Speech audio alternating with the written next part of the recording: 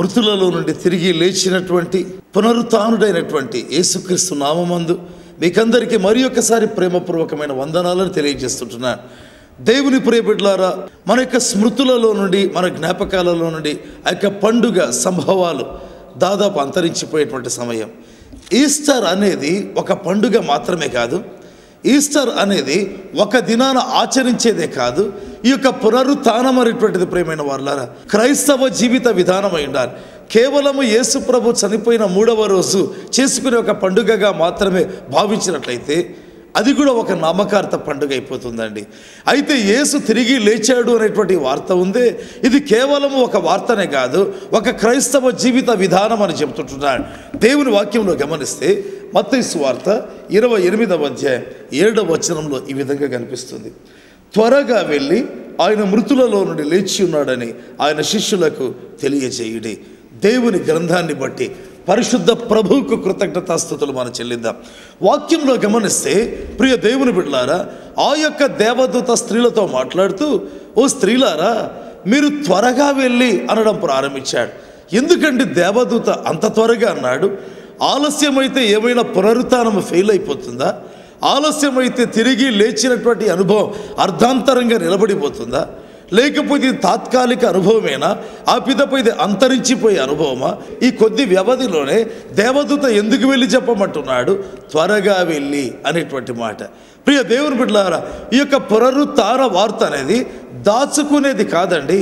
ఈ యొక్క పునరుత్థాన వార్త అనేది ఒకరు తమలో కప్పిపుచ్చుకునేది కాదు, అది వెంటనే వెళ్ళి చెప్పవలసినటువంటిది. బైబిల్లో గమనిస్తే ఎలీషా ప్రవచన పరిచర్యలో అది 2వ రాజులు 7వ అధ్యాయంలో కనిపిస్తుంది. ఎలీషా ప్రవచిస్తే దేవుని యొక్క కృపలో పరిశుద్ధాత్మ శక్తి వలన ఆ యొక్క దేశంలో కరువు అయిపోయేటువంటి సమయం. కుష్ఠరోగులు శత్రుపాలెంలోనికి వెళ్ళారు. శత్రువులు దేవుడు పుట్టించిన భయానికి భయపడి పారిపోయారు. వారి వస్తువులు అక్కడ వదిలేసి పారిపోయారు. కుష్ఠరోగులు దోచుకున్న తర్వాత ఒక మాట అన్నారు, ఈ వార్త మనం దాచిపెట్టవలసిన వార్త కాదు, త్వరగా వెళ్ళి పట్టణంలో ఈ సంగతి చెబుదామన్నారు. అవునండి, ఒక శుభవార్త అనేది దాచిపెట్టుకునేది కాదు, ఒక సువార్త లేదా మంచి వార్త అనేది తనలో ఒక వ్యక్తి కప్పిపుచ్చుకునేది కాదు, అది 10 మందికి చెప్పాలా. అది ఏ విధంగా చెప్పాలా? త్వరగా వెళ్ళి అనేటువంటి మాట. ఎందుకు త్వరగా వెళ్ళి? ఎంత త్వరగా వెళితే అంత త్వరగా శిష్యుల యొక్క దుఃఖం పోతుంది. ఎంత త్వరగా వెళితే అంత త్వరగా శిష్యుల యొక్క భయాందోళనలు తొలగిపోతాయి. ప్రియ దేవుని బిడ్డలారా, యేసు తిరిగి లేచాడు అనేటువంటి వార్త ఉందే, నిరంతరము చెప్పవలసినటువంటి వార్త. దీనివల్ల మానవాళి యొక్క దుఃఖము తొలగిపోతుంది. ఆ యొక్క గదిలో ఉండి తలుపులు కిటికీలు మూసుకొని యూదులకు భయపడి కృంగి కుమిలి ఏడుస్తుండేటువంటి ఆ యొక్క శిష్యుల యొక్క భయం, దుఃఖం తొలగిపోవాలంటే ఒక వార్త అవసరం. ఆ యొక్క వార్త యేసు తిరిగి లేచాడు అనే వార్త ప్రపంచానికి నాడు అవసరమైంది. యేసు ప్రభు మరణమును గెలిచి తిరిగి లేచాడు అనే వార్త. రెండవదిగా మత్తయి 28:7 గమనిస్తే దేవుని వాక్యం ఏమని చెప్తుందంటే, మీరు వెళ్ళి శిష్యులకు ఈ సంగతి తెలియపరచండి అని ఆ స్త్రీలతో చెప్పినట్లుగా వ్రాయబడింది. ఎవరికండి ఈ వార్త? అన్యులక? మొదట దేవుని బిడ్డలకు, మొదట శిష్యులకు, మొదట ప్రభు యొక్క ఫాలోయర్స్కు, మొదట ప్రభుని వెంబడించే వారికి, వారి ద్వారానే ఈ వార్త ప్రపంచానికి తెలియాలి. కానీ అసలు శిష్యులే భయాందోళనలకు లోనై ఉంటే ఎలా? కనుక దేవదూత అన్నాడు, ఓ స్త్రీలారా మీరు త్వరగా వెళ్ళి మొదట శిష్యులకు చెప్పండి. ప్రియ దేవుని బిడ్డలారా, విశ్వాస జనాంగమా, దేవుడి దినాన మనతో మాట్లాడుతున్నాడు. యేసు తిరిగి లేచాడు అనేటువంటి ఈ వార్త ఉందే, మరణమును గెలిచి ప్రభు లేచాడు అని ఈ వార్త ఉందే, మొదట దేవుని బిడ్డలకండి. వారి విశ్వాసము పెళ్ళుబుకితే, వారి యొక్క పడిపోతున్నటువంటి ఆశలు మళ్ళీ ఒకసారి కోలుకుంటే, వారి యొక్క విశ్వాసం పెళ్ళుబుకితే, అది కొండలు పెకలించే విశ్వాసంగా మారినట్లయితే అప్పుడు ప్రపంచం మరొకసారి సంవర్తీకరించబడుతుంది. ప్రపంచమంతా మరొకసారి యేసుక్రీస్తు సువార్త యొక్క ప్రవాహం ఒక వడిగా ప్రవహించడం ప్రారంభిస్తుంది. అందుకే దేవదూత అన్నాడు, త్వరగా వెళ్ళండి, శిష్యులకి సంగతి తెలియచేయండి. దేవుని వాక్యంలో గమనిస్తే లూకా సువార్త 24:6-8 ఈ విధంగా చూస్తూ పోతే దేవదూత అన్నాడు, ఆయన ఈ లోకములో సశరీరిగా ఉన్నప్పుడు ఈ విధంగా చెప్పానని మీకు జ్ఞాపకం లేదా అని చెప్పినట్లుగా వ్రాయబడింది. లూకా 24:8 ఏమని చెప్తుందంటే, ఆ స్త్రీలు అప్పుడు వారు ఆయన మాటలు జ్ఞాపకం చేసుకునేది. ఆయన మాటలు జ్ఞాపకం చేసుకోండి. ఈస్టర్ పండుగ ఒక దినముతో అయిపోయేది కాదండి, అది నిరంతరపు అనుభవం. బైబిల్లో గమనిస్తే ఆ స్త్రీలు ఏం చేశారు? ఆయన మాటలు జ్ఞాపకం చేసుకోవడం ప్రారంభించారు. కొద్ది కాలం కిందట యేసు ప్రభు చెప్పాడే, తాను మృతులలో నుండి లేస్తానని చెప్పాడే, ఆ మాటలు నెమరు వేసుకోవడం ప్రారంభించారు. దేవుని గ్రంథంలో పాత నిబంధనలో పవిత్ర జంతువులు అపవిత్ర జంతువులు అని వ్రాయబడ్డాయి. ఈ పవిత్ర జంతువులకు ఉండే లక్షణం ఏంటంటే నెమరు వేసేటువంటి స్వభావం. నెమరు వేసే జంతువులు అన్నీ పవిత్ర జంతువులు, నెమరు వేయకపోతే అపవిత్ర జంతువు. కనుక ఆ యొక్క స్త్రీలకు దేవుడు ఏం చేస్తున్నాడంటే నెమరు వేసే అనుభవాలు ఇస్తూ ఉంటున్నాడు. యేసు ప్రభు ఈ లోకంలో చనిపోక ముందు ఆయన పలికిన మాటలు మళ్ళీ వాళ్ళకు జ్ఞాపకం వచ్చేట్టుగా చేస్తుంటున్నాడు. పునరుత్థానపు పండుగను ఆచరించిన క్రైస్తవ జనాంగమా, పండుగ అయిపోయి ఉండవచ్చు, అయితే పండుగ జీవితం అయిపోకూడదు సుమా. ఆయన మాటలు జ్ఞాపకం చేసుకుంటుండడం, ఆయన మాటలు నెమరు వేసుకుంటుండడం, పరిశుద్ధ గ్రంథం దేవుని గ్రంథంలో ఉండేటువంటి మాటలు మాటి మాటికి స్మరణకు తెచ్చుకుంటూ ఉండడం, అదే పునరుత్థాన పండుగ అనుభవం. అనేక సందర్భాల్లో క్రైస్తవులు రెండు రకాలు. ఒకటి పండుగ క్రైస్తవులు, ఆనాటికే వారి పండుగ, ఆనాటికే వారి ఆచరణ, ఆనాటికే ఆ యొక్క కొత్త వస్త్రాలు, ఆ యొక్క చక్కటి భోజనం, అవసరమైతే ఆలయ అలంకరణ. అయితే రెండవ రకమైన క్రైస్తవులు ఉంటున్నారు. వీరు పండుగ క్రైస్తవులు కాదు, ఆచరణ క్రైస్తవులు అండి. నెమరు వేసుకునేటువంటి అనుభవం. ఆ స్త్రీలు ఆయన మాటలు జ్ఞాపకం చేసుకోండి. ప్రియ దేవుని బిడ్డలారా, అది ఒక క్రైస్తవ జీవితంలో నిరంతరము ఉండవలసినటువంటి అనుభవం, నిరంతరము కొనసాగవలసినటువంటి అనుభవం. దేవుని వాక్యంలో గమనిస్తే లూకా సువార్త 24వ అధ్యాయం 9వ వచనం, నెమరు వేసుకున్న తర్వాత యేసయ్య మాటలు జ్ఞాపకం చేసుకున్న తర్వాత ఆ యొక్క స్త్రీలు సమాధి యొద్ద నుండి తిరిగి వెళ్ళి అనేటువంటి మాట. సమాధి యొద్ద నుండి వెళ్ళారు అనొచ్చు కదండి, తిరిగి వెళ్ళి. ఎందుకు తిరిగి వెళుతుంటున్నారు? వారు వచ్చిన బాటను, అదే మార్గమే, అయితే వేరే ఉద్దేశం, వేరే గురి, వేరే సంకల్పం, వేరే ఉత్సాహం, వేరే ఉద్రేకం, వేరొక రకమైన స్ఫూర్తి. దేవదూత అందించినటువంటి యొక్క శుభవార్త, యేసు లేచాడు అనేటువంటి వార్తతో తిరిగి బయలుదేరుతుంటున్నారు. ఏంటండి పునరుత్థానం? ఏంటి ప్రియమైన వారలారా పునరుత్థానం?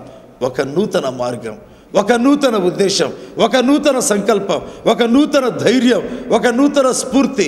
ఇంతకు మునుపు స్త్రీలు బయలుదేరారు కదా, ఎందుకు బయలుదేరారు? ఏడుపుతో బయలుదేరారు. ఎందుకు బయలుదేరారు?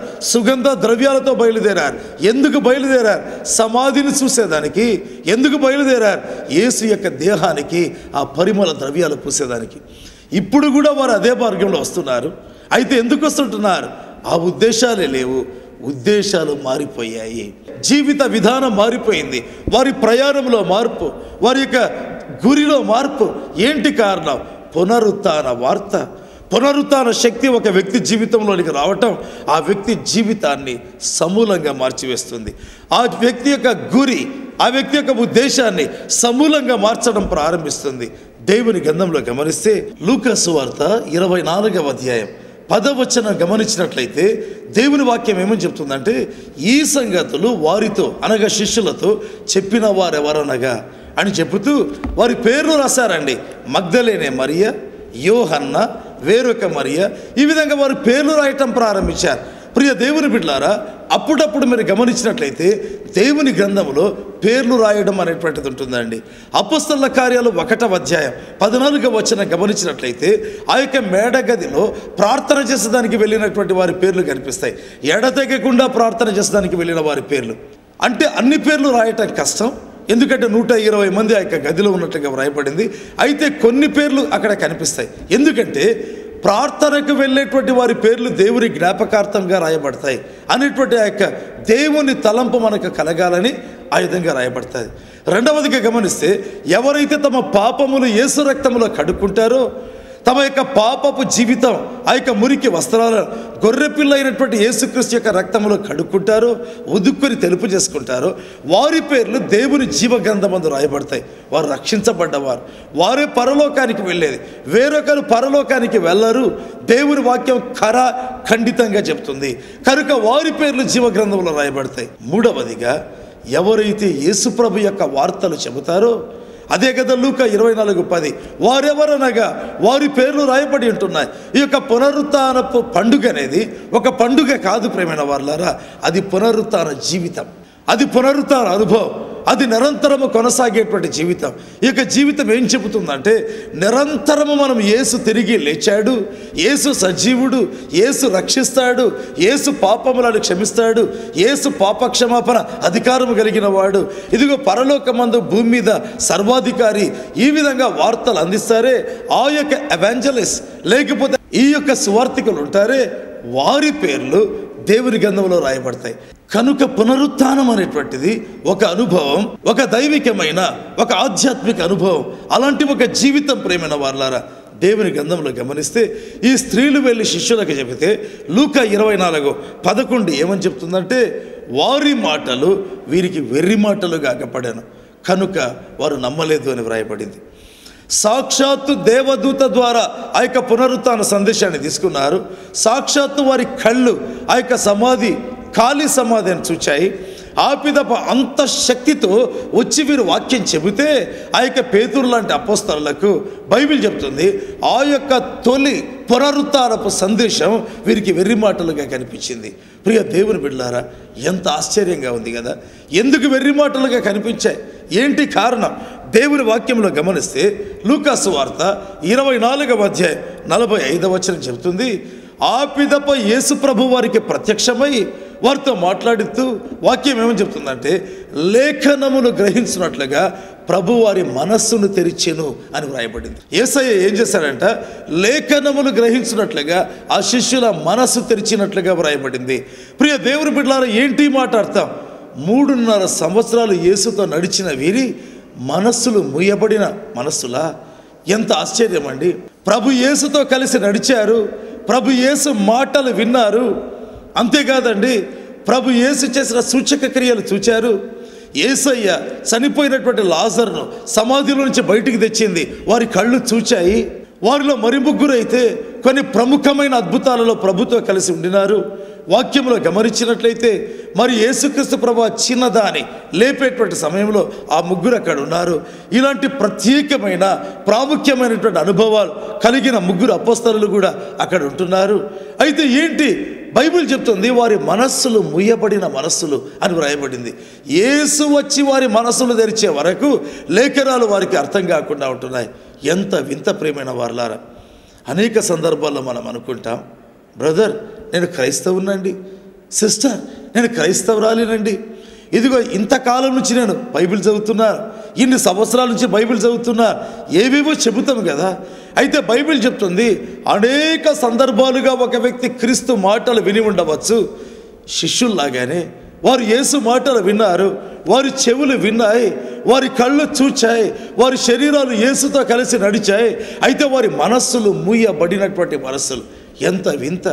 ఇలాంటి అనుభవాల గుండా ఎంతమంది క్రైస్తవులు ఉంటున్నారు. అందుకే ప్రేమైన వారలారా, యేసు ప్రభు స్వస్థపరుస్తాడు అంటే కొంతమంది నమ్మరు. ఎందుకు నమ్మరు? ఈ విషయంలో వారి మనస్సు మూతబడి ఉంటుందండి. యేసు ప్రభు అద్భుతాలు చేస్తాడు అంటే నమ్మరు, ఎందుకంటే ఈ విషయంలో వారి మనస్సు మూతపడి ఉంటుందండి. కొద్ది కాలం కిందట ఒక చాలా విద్యావంతుడు మా ప్రార్థన పరిచర్యకు రావటం జరిగింది. చాలా విద్యావంతుడు అండి, మరీ ఉన్నతమైన విద్యావంతుడు. అతడి యొక్క విద్య దేవుని ఆశీర్వాదాలు పొందకుండా అతను అడ్డుకునేది. ప్రేమైన వారలారా, అతని కుటుంబంలో ఒక సభ్యునికి ఏదో ఒక వింత అయినటువంటి వ్యాధి, ఆ యొక్క వ్యాధికి మందే లేదు. ప్రేమైన వారలారా, అయితే ఈ విద్యావంతునికి ఏం తెలుసు అంటే, ఎట్టి పరిస్థితుల్లో ఈ వ్యాధికి మందు లేదని తెలుసు. దేవుడు బాగు చేస్తాడు, దేవుడు విడిపిస్తాడు, దేవుడు స్వస్థపరుస్తాడు అనేటువంటి అనుభవాలు ఇతనికి తెలియవు. ఎందుకంటే అలాంటి వాటిని నమ్మడు. అతని యొక్క మనస్సు మూతపడింది. అతడు రక్షించబడిన వ్యక్తి, అతడు సువార్థికుడు, అతడు ఉన్నత విద్యావంతుడు, ప్రభుత్వంలో అతి ఉన్నతమైనటువంటి హోదా కలిగి ఉద్యోగం చేసేటువంటి వాడు. అయితే ఒకటి కొద్దువ దేవుడు బాగు చేస్తాడంటే నమ్మాడు. నా దగ్గరికి వచ్చి కూర్చున్నాడు, బ్రదర్ నేను ఫలాని ఉద్యోగం చేస్తున్నాను, ఇంతగా చదివాను, ఇదిగో రక్షణ పొంది సువార్త సేవ చేస్తుంటున్నాను, అయితే దేవుడు జబ్బులు బాగు చేస్తాడంటే నేను నమ్మను. ఎందుకంటే మరి అలాంటప్పుడు ఇన్ని వైద్య సౌకర్యాలు ఎందుకు, ఇంత పెద్ద పెద్ద ప్రత్యేకించబడిన హాస్పిటల్స్ ఎందుకు? ఇదిగో నా కుటుంబంలో ఉండే ఈ వ్యక్తికి ఈ జబ్బు బాగు కాదు, అయితే నా స్నేహితుడు చెప్పాడు కాబట్టి మీ దగ్గరికి వచ్చాను, ప్రార్థిస్తారా అన్నాడు. నేను ప్రభువుని గురించి వివరించి ప్రార్థించాను. ఒక వారం అయిన తర్వాత ఎలా ఉండే తెలపండి అన్నాను. ఒక వారము తర్వాత ఆ వ్యక్తి వచ్చాడు. అతను అన్నాడు, amazing changes in the body of my family member. నా యొక్క కుటుంబ సభ్యుని యొక్క శరీరంలో అసలు ఊహించటకు వీలు లేని మార్పులు వస్తుంటున్నాయి, ఏంటి కారణం అని చెప్పడం ప్రారంభించాడు.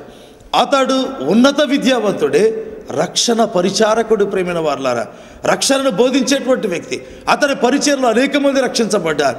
అయితే దేవుడు స్వస్థపరుస్తాడు, దేవుడు అద్భుతాలు చేస్తాడు అనే అవగాహన లేకుండా అతని మనస్సు మూయబడింది. ప్రేమైన వారలారా, ఈనాడు అనేక మంది దేవుని బిడ్డల జీవితాల్లో వారి మనస్సులు మూయబడినటువంటి మనస్సులు అయి ఉంటాయి. నాకైతే ఆశ్చర్యమైంది. ప్రభువా, లాజరును సమాధి నుంచి మీరు బయటికి తెచ్చారే, అది చూచినటువంటి నేత్రాలు మూయబడినవా?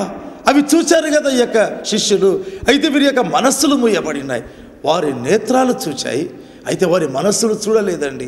అనేక సందర్భాల్లో దేవుని సంగతులు గుర్తించలేకుండా మన మనస్సులు మూతపడి ఉంటాయి. ప్రేమైన వారలారా, అందుకే మన మనస్సులు తెరవబడినట్లుగా ప్రార్థన చేయాలి.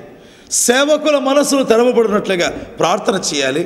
దేవుని సంఘమ, విశ్వాసులారా, నిజమైన ప్రతి సేవకుడు తన యొక్క వాక్య పరిచర్య వినేటువంటి వారి యొక్క మనస్సులు తెరవబడినట్లుగా ప్రార్థన చేస్తారు. అవునండి, మన జీవితంలో తెలుసుకోవాలి. కృప గడియల టీవీ కార్యక్రమం కొరకే మానక మేము ప్రార్థన చేస్తుంటాం. దేవా, కోట్ల మంది కార్యక్రమాన్ని చూడాలి. నాయన చూస్తుండగా వారి నేత్రాలు తెరువు, వారి హృదయాలు తెరువు, వారి మనస్సులు తెరువు, వారి చెవులు తెరువు, వారి ఆత్మలను వెలిగించు. ప్రభువా, ఈ లోకాన్ని మీరు విడిచినప్పుడు మీతో కలిసి ఉండాలి, అలాంటి అనుభవం ప్రసాదించు. అంతేకాదు, సందేశము తరువాత ప్రార్థనలో అద్భుతాలు జరిగించు ప్రభువా, సూచక క్రియలు జరిగించు. ప్రియ దేవుని బిడ్డలారా, మానక ఈ ప్రార్థన చేస్తుంటాం.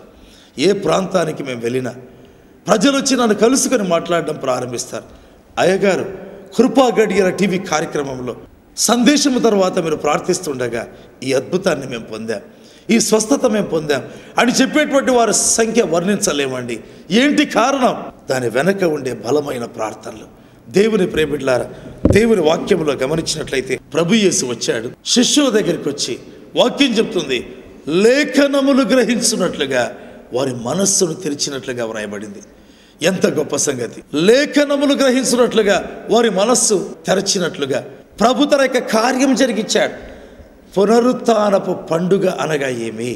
మళ్ళీ జ్ఞాపకం చేసుకుందాం. పునరుత్థాన పండుగ అనగా ఏమి? అది ఒక దినం ఆచరించే ఒక పండుగనా? అది ఒక ఆదివారం ఆచరించే పండుగనా? గుడ్ ఫ్రైడే తర్వాత 3వ దినాన్ని జరుపుకునే ఒక పండుగ మాత్రమే నా ప్రేమైన వారలారా? దేవుని లేఖనాలు గ్రహించినట్లుగా మన మనస్సులు తెరవబడాలి, మన మనస్సులు తెరవబడాలి, మన యొక్క మనస్సులు తెరవబడాలి. ప్రేమైన వారలారా, నా యొక్క చిన్నతనంలో రక్షణ అంటే నేను అంగీకరించేవాడిని కాదు, మారు మనస్సు అంటే నేను ఒప్పుకునేవాడిని కాదు. రక్షణను తృణీకరించిన వారిలో ప్రథమున్నేమో అని నేను చెప్పగలనండి. ఎందుకంటే రక్షణ పాపులను రక్షించుటకు యేసుక్రీస్తు ఈ లోకంలోనికి వచ్చాను అని వ్రాయబడింది. నేను పాపి కాదు అని చెప్పేవాడిని.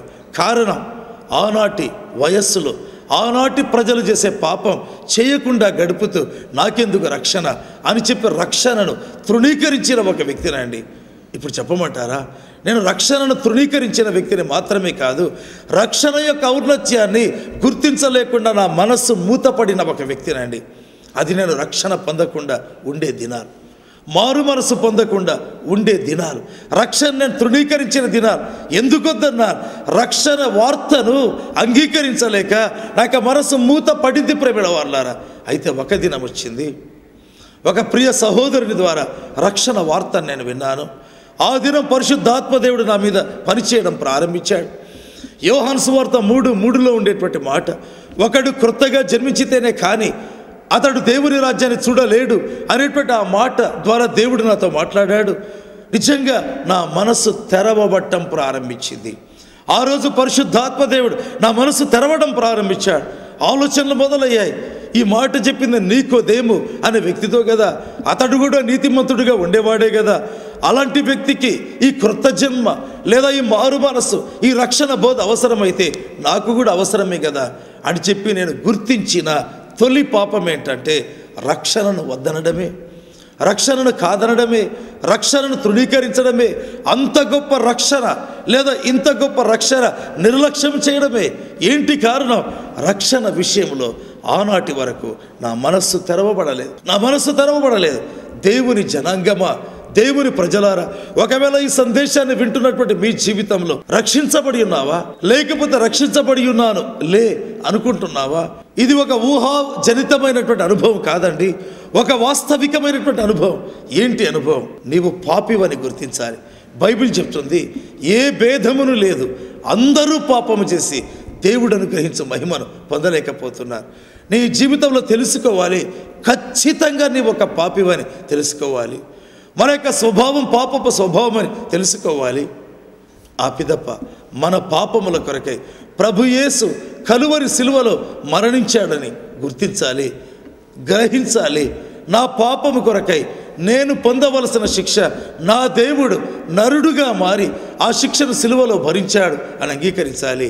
అయ్యో దేవా, నేను పొందవలసిన శిక్ష మీరు పొందారా అని దుఃఖముతో ప్రభు దగ్గర ప్రార్థన చేసి మన పాపములన్నీ ఒప్పుకోవాలి, యేసు దగ్గర ఒప్పుకోవాలి. గొర్రెపిల్ల రక్తంలో కడగబడిన అనుభవాన్ని తెచ్చుకోవాలి. అదే రక్షణ భాగ్యం. ఆ పిదప వరుసగా మనలో ఉండే పాపపు స్వభావం తొలగిపోనట్లుగా పాపపు ఉద్దేశాలు, పాపపు చూపులు, పాపపు కోరికలు, పాపపు తలంపులు, పాపపు ఆశలు చనిపోనట్లుగా సిలువ వేయబడిన అనుభవం కలుగునట్లుగా ప్రార్థించాలి. అది జయ జీవితం. ఆ విధంగా గ్రహింపు కలగాలి, ఆ విధంగా తెలుసుకున్నట్లుగా మన మనసులు తెరవబడాలి. ప్రియమైన వారలారా, దేవుడి దినాన మాట్లాడుతున్నాడు. యేసు ప్రేమను అర్థం చేసుకుంటున్నావా? పునరుత్థానం ఒక పండుగ మాత్రమే కాదు, అంతకంటే 1000 రెట్లు ఎక్కువ అండి. అదొక జీవిత విధానం. ప్రభు చెబుతున్నాడు, అదొక వాస్తవికమైన యేసుతో కలిసి నడిచేటువంటి ఆధ్యాత్మిక అనుభవం. నీ జీవితంలో యేసు పునరుత్థాన శక్తిని గుర్తించి ఉన్నావా? యేసు తిరిగి లేచాడు అని పరిగెత్తుతూ చెబుతున్నావా? నీ యొక్క మనస్సు తెరవబడిందా? దేవుని మాటలు నెమరు వేసుకుంటున్నావా? జ్ఞాపకం చేసుకుంటున్నావా? అలాంటి అనుభవాల గుండా నీవు వెళితే ప్రతిరోజు ఈస్టరే, ప్రతిరోజు పునరుత్థానమే, ప్రతిరోజు పునరుత్థానపు అనుభవాలే. ప్రభు నీతో మాట్లాడుతుండగా తలలు వంచి ప్రార్థిస్తాం. ప్రేమ కలిగిన పరిశుద్ధమైన తండ్రి, ఈ యొక్క సందేశమును విన్న మీ ప్రియ బిడ్డలను బట్టి మీకు వందనాలు ప్రభువా. పునరుత్థానం అనేది ఒక పండుగ లాంటిది మాత్రమే కాదని, అది ఒక బలమైన జీవిత విధానమని మీరు మాట్లాడినందుకు వందనాలు దేవా. మీ దీన దాసుడు ఇప్పుడు నిలిచి మిమ్మల్ని అడుగుతుండగా ఎలీషా ప్రార్థించినప్పుడు సేవకుని నేత్రాలు తెరిచినటువంటి దేవా, ఇప్పుడు టీవీ కార్యక్రమాన్ని విని ప్రార్థనలో ఉండేటువంటి ఏకీభవిస్తున్న మీ బిడ్డల నేత్రాలు తెరవండి, నేత్రాలు తెరవండి, నేత్రాలు తెరవండి నాయనా. సిలువ దర్శనాన్ని ఇవ్వండి ప్రభువా, సిలువ దర్శనాన్ని ఇవ్వండి. వారి నేత్రాలే కాదు ప్రభువా, వారి మనస్సులను తెరవండి నాయనా, వారి మనస్సులను తెరవండి. లేఖనములు గ్రహించున్నట్లుగా వారి మనస్సులు తెరవండి. యేసయ్య శిష్యుల దగ్గరికి వెళ్ళి వారి మనస్సులను తెరిచినటువంటి దేవా, ఈ యొక్క టీవీలో నాయన మీ దాసుడు ప్రార్థిస్తుండగా వీరేటువంటి వారి మనస్సులు తెరవండి నాయన, తెరవండి ప్రభువా, వారి మనస్సులు తెరవండి.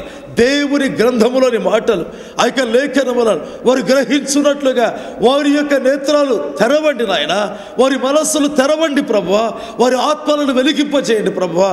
పునరుత్థాన శక్తితో నింపండి, పునరుత్థాన శక్తితో నింపండి, బలమైన మీ పునరుత్థాన శక్తితో బలముగా నింపండి ప్రభువా. మీ కార్యాలు జరిగించండి తండ్రి. సువార్థికులుగా మార్చండి, పరిగెడుతూ ప్రకటించే వ్యక్తులుగా మార్చండి నాయన. పునరుత్థాన సందేశాలతో సేవకులను కూడా ముంచెత్తే స్త్రీలను లేపండి ప్రభువా.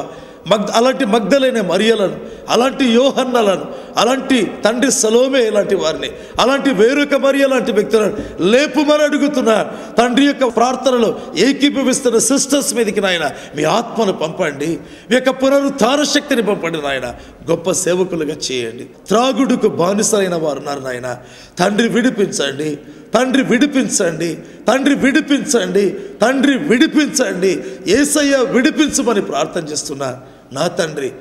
ఎల్లప్పుడూ పాపమును ప్రేమించేవారు, పాపపు దృశ్యాలను చూసేటువంటి వారు నాయన, పాపపు నాయన సీరియల్స్ చూసేటువంటి వారు నాయన, అపవిత్రమైన సీడీస్ చూసేటువంటి వారిని జ్ఞాపకం చేస్తున్నారు. విడిపించండి ప్రభువా. అది దయ్యపు జ్ఞానం అని దేవుని వాక్యంలో రాయబడింది ప్రభువా. విడిపించండి తండ్రి, విడిపించండి. మీ ఆత్మ దిగి వస్తుండగా జబ్బుల నుంచి విడిపించండి ప్రభువా, సమస్యల నుంచి విడిపించండి నాయన, హెల్త్ ప్రాబ్లమ్స్ నుంచి విడిపించండి, ప్రతి విధమైనటువంటి నొప్పి నుంచి విడిపించండి. శరీరములో రకరకములైన నొప్పులు కలిగి బాధపడేటువంటి వారు ఉంటున్నారు ప్రభువా. తండ్రి, కీళ్ళ నొప్పులు కలిగి బాధపడేవారు ఉన్నారు నాయన. అయ్యో, చికెన్ గున్యా వ్యాధి చేత ఇప్పటికీ బాధపడేటువంటి వ్యక్తులు ఉంటున్నారు ప్రభువా. తండ్రి, భుజములో నొప్పి కలిగి బాధపడేవారు ఉన్నారు నాయన. యేసు నామమందు ఆజ్ఞాపిస్తున్నా, ప్రభు అయిన యేసు నామందు ఆజ్ఞాపిస్తున్నా, స్వస్థత కలుగునుగాక, అద్భుతాలు జరుగునుగాక, ఆశ్చర్య కార్యాలు జరుగునుగాక, ఆ యొక్క జబ్బు విడిచిపోవునుగాక. యేసు నామమందు ప్రత్యేకంగా తండ్రి, పరీక్షలలో మీ ద్వారా సహాయం పొందిన మీ బిడ్డలు ఉన్నారు. వారిని బట్టి మీకు వందనాలు తండ్రి. రాస్తున్నటువంటి బిడ్డలు, రాయబోయేటువంటి మీ బిడ్డలు ఉంటున్నారు. కరుణించండి, జయమివ్వండి ప్రభువా. ప్రతి ఒక్కరికి అద్భుత జయమివ్వండి నాయన. కాంపిటేటివ్ ఎగ్జామ్స్కు సిద్ధమయ్యేటువంటి వారు ఉన్నారు. ఉద్యోగ ప్రయత్నాల్లో ఉండేవారు, వివాహ ప్రయత్నాల్లో ఉండేవారు, కుటుంబంలో చీలికలు వచ్చి వాపోతున్నవారు దర్శించండి దేవా, దర్శించండి. మీ కార్యములను జరిగించండి ప్రభువా. కృప గడియల టీవీ క్లబ్ సభ్యుల కొరకై ప్రార్థిస్తుంటున్నారు తండ్రి. ఆశీర్వదించండి, వారిలో మీ యొక్క కార్యమును జరిగించండి తండ్రి. వారి జీవితంలో అవసరతలను తీర్చండి, వారి కుటుంబాల్లో మిరకల్స్ జరిగించండి, ఆశ్చర్యాలు జరిగించండి, అద్భుతాలు జరిగించండి. మీకు స్తుతి చెల్లిస్తూ యేసు పేరుతో అడుగుతున్నాను తండ్రి, ఆమేన్.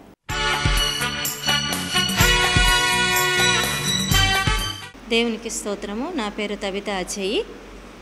గడిచిన 2 సంవత్సరంల నుంచి నేను విపరీతమైన కడుపు నొప్పి చేత బాధపడతా ఉన్నాను. ఎంతగా అంటే కింద పడి దొర్లి ఏడ్చేదాన్ని, నొప్పి తట్టుకోలేక. అటువంటి పరిస్థితుల్లో మేము డాక్టర్ దగ్గరికి వెళ్ళి కలిసినప్పుడు స్కానింగ్ తీయించుకుంటే మంచిదని చెప్పి సజెషన్ ఇచ్చినారు. మేము డాక్టర్ సలహా ప్రకారం వెళ్ళి స్కానింగ్ తీయించుకున్నప్పుడు మరి కిడ్నీలో స్టోన్స్ ఫామ్ అయినాయి, మెడిసిన్స్ వాడాలని వారు చెప్పడం జరిగింది. ఆ ప్రకారమే మేము మందులు వాడుతున్నప్పటికి కూడా మరి నొప్పి తగ్గటం లేదు. ఈ విధంగా కొన్ని నెలలు నేను సఫర్ అవుతూ ఉండినాను. తర్వాత తిరుపతికి వెళ్ళి రుయా హాస్పిటల్లో మంచి ట్రీట్మెంట్ ఇస్తారని తెలిసినప్పుడు మేము తిరుపతికి వెళ్ళి అక్కడ డాక్టర్ని కలవడం జరిగింది. తిరిగి వారు అనేక విధమైన పరీక్షలు చేసినారు. మరి స్కానింగ్ తీసి, ఎక్స్రే తీసి, కిడ్నీలో స్టోన్స్ మాత్రమే కాదు, కిడ్నీ నుంచి వచ్చే ట్యూబ్లో కూడా స్టోన్ ఫామ్ అయింది. అది స్ట్రక్ అయిపోయింది కాబట్టి అది బయటికి రావడానికి వీల్లేదు. ఖచ్చితంగా ఆపరేషన్ చేస్తేనే స్టోన్ బయటకు వస్తుందని వాళ్ళు చెప్పడం జరిగింది. అది కాక ఈ స్టోన్ ఉండడం వల్ల మరి కిడ్నీలో స్వెల్లింగ్ అనేది స్టార్ట్ అయింది. ఇది ఇదే కంటిన్యూ అవుతగిన కిడ్నీ పాడవడానికి ఆస్కారం ఉందని డాక్టర్స్ చెప్పడం జరిగింది. వారు వెంటనే ఆపరేషన్కు థియేటర్ రెడీ చేసినారు. మేమైతే సిద్ధపడి వెళ్ళలేదు కాబట్టి తర్వాత మేము వస్తామని చెప్పి తిరిగి కడపకు రావడం జరిగింది. వెంటనే బ్రదర్ ప్రసన్న కుమార్ గారి దగ్గరకు వచ్చి మా యొక్క సమస్యను బ్రదర్ గారి ముందు ఉంచినాము. మరి బ్రదర్ వెంటనే అన్నారు, ప్రార్థన చేసి కొద్ది కాలము ఎదురు చూస్తామని బ్రదర్ గారు చెప్పడం జరిగింది.